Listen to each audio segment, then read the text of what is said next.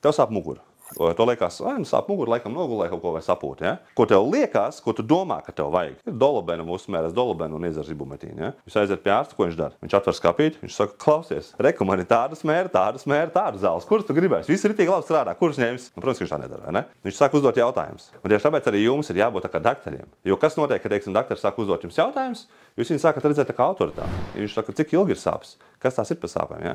Cik ilgi viņas turpinās, ko tas mēģinās darīt, lai tas viņas nebūtu, ja? Kā viņas izpaužās un tam līdzīgi. Tad viņš saka, ok, klausies, neizskatās labi, uztaisam rentgeni, ja?